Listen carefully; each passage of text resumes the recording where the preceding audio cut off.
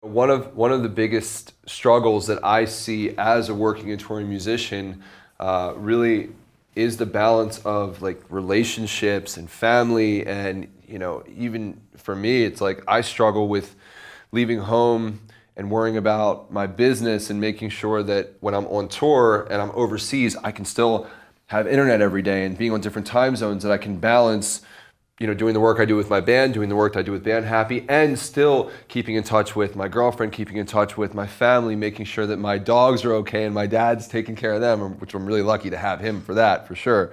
But there's this gigantic stress if you don't know how to balance that. And I've seen relationships fall apart. I've seen people go down the wrong paths because of this. I've seen people make bad decisions that not only affect them, but affect their family and their friends and their bandmates and their working situation, because the stress of this balancing act is truly, it's heavy. It can be very, very heavy.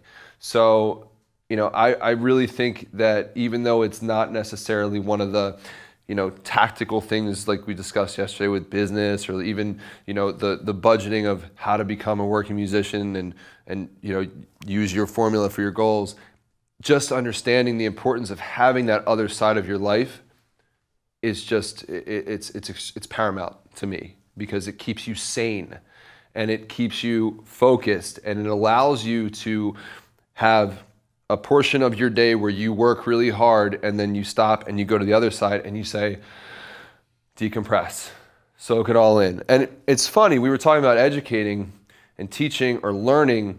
I always compare it to that because, so if you ever try to learn something or get something down on an instrument, and you practice and practice and practice and practice and you can't get it, and you get stressed out and you get frustrated and you're just like burnt out from all the work. And then at some point you say, all right, throw the sticks down, put the guitar down, you get up and you walk away and you go do something else. You go to sleep, eat some food, whatever it is. And then the next day you sit down, you pick up your instrument and you have it.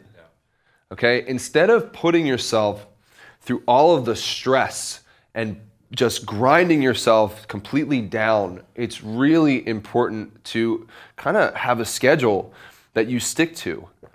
And it's really interesting when you talk to artists or musicians, because when you think about schedules, like schedule 9 to 5, I'm not doing that. Pfft, no way. It doesn't need to be 9 to 5.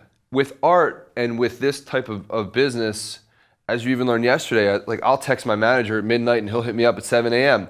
You work when you're inspired, okay? And if you are inspired, ride that wave to the fullest and really take advantage of that, because that is priceless, and that will be your most productive time. It really will. But if you're feeling like you're hitting a wall and you're feeling like what you're doing at this point in the day after so many hours of work is unproductive, then you need to have the other side that you can go to. Okay, you need to have that balance, and you need to know when it's time to stop. So when I talk about a schedule, it's not like, okay, I'm gonna work today from 9 to 5 and then I'm gonna go do this. It's my goal is to work as long as I can today while I have the inspiration. But you know what? If I don't have it after 3 hours, I'm gonna take a little bit of a break, go do something else, and then come back an hour later. Don't waste your day, but give yourself a nice little break to come back. It's like the segments between this class. If we were going for, I don't know, what is it, 7 hours straight, I'd be burnt out. You guys would be like, oh my God, I can't listen to this guy talk anymore. He looks so stupid and sounds horrible. Ugh.